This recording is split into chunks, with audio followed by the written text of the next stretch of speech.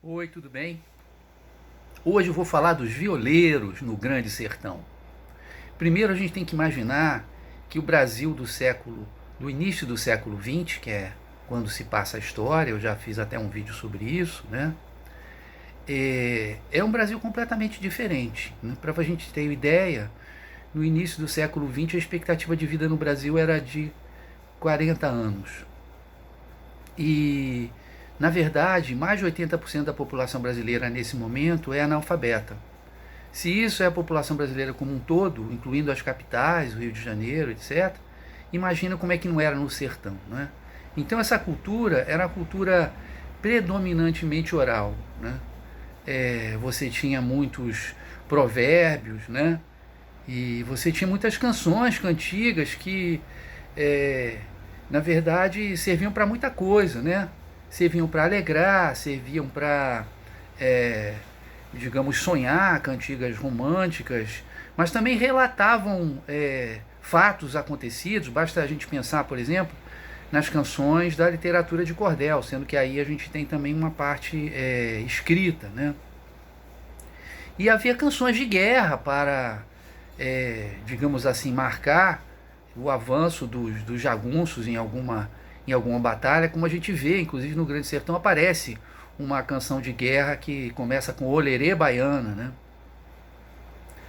É, então, como é que isso aparece no livro, né? No relato do Riobaldo, na narrativa do Riobaldo, né? Bom, primeiro, na narrativa do Riobaldo, a gente tem que chamar a atenção que um dos fatos mais importantes da vida dele, do relato dos acontecimentos que ele faz, né? É uma canção que ele ouve de madrugada, quando ele ainda está na casa do padrinho Celorico, que na verdade é o pai dele, né? E ele é encarregado de levar a tropa do Hermógenes para um lugar onde eles vão ficar escondidos, digamos assim, né?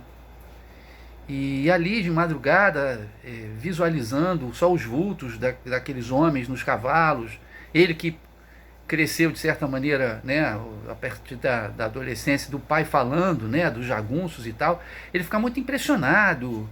Ele lembra do som dos grilos e tal, e lembra também de uma hora que alguém diz assim: Ciruís, cadê a moça virgem? Né? Ele não vê quem é o Ciruís, ele jamais vem a conhecer quem é o Ciruís, mas o Ciruís canta uma canção que aparentemente não tem nada a ver com moça virgem, não aparece moça, não aparece moça virgem, coisíssima nenhuma, né?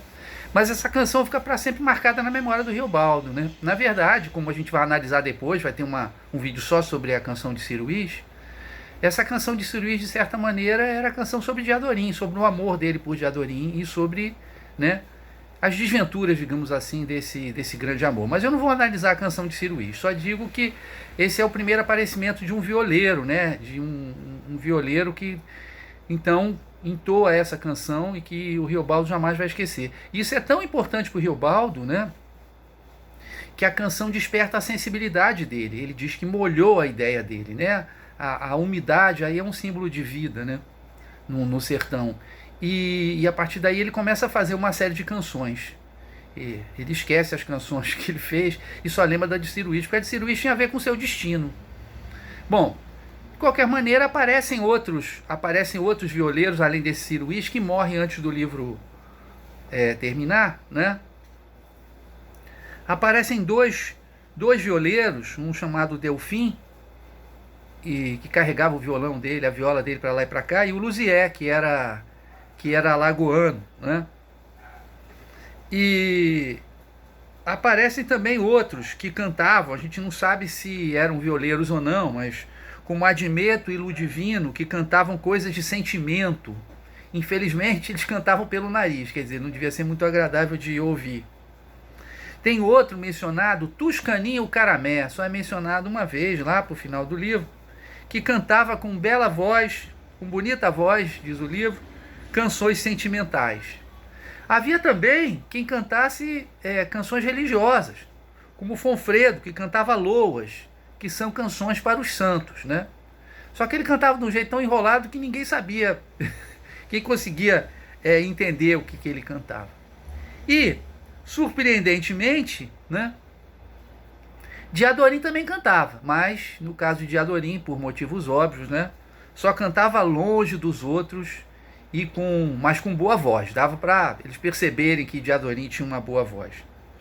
O que é surpreendente é que esses jagunços faziam bailes.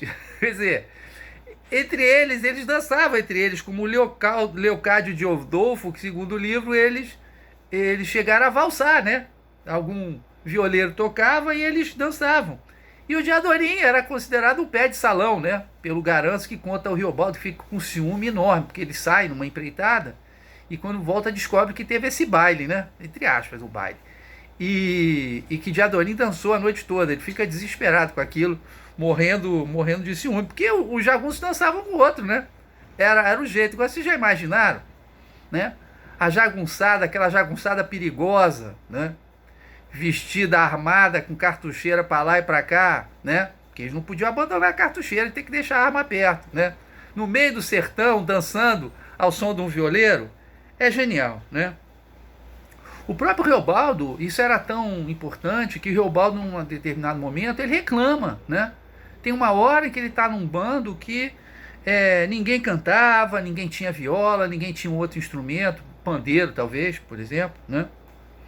Mas o meio da canção, ele era um meio de, entre aspas, eternizar certos acontecimentos. Então, um dos argumentos vai ter um julgamento, né, que é o julgamento de Zé Bebelo, e para evitar que Zé Bebelo seja condenado à morte, Riobaldo usa o seguinte argumento: olha só, vão fazer cantigas relatando as tantas façanhas, né? Então vocês vão querer que essas cantigas digam que a gente resolveu que ia matar o nosso inimigo, Zé Bebelo? Ou que a gente ia, né, generosamente, né, perdoá-lo e exilá-lo para longe, mas sem matá-lo, uma atitude muito mais nobre. E esse é um argumento fortíssimo, né, de que as canções, na verdade, iam testemunhar o que tinha acontecido ali. Portanto, a música, os violeiros, né, as canções, têm um papel importantíssimo no Grande Sertão. Fico devendo a análise da canção de Ciro Is, mas isso a gente vai fazer com calma no outro vídeo, tá bom, gente? Um beijo então, tchau!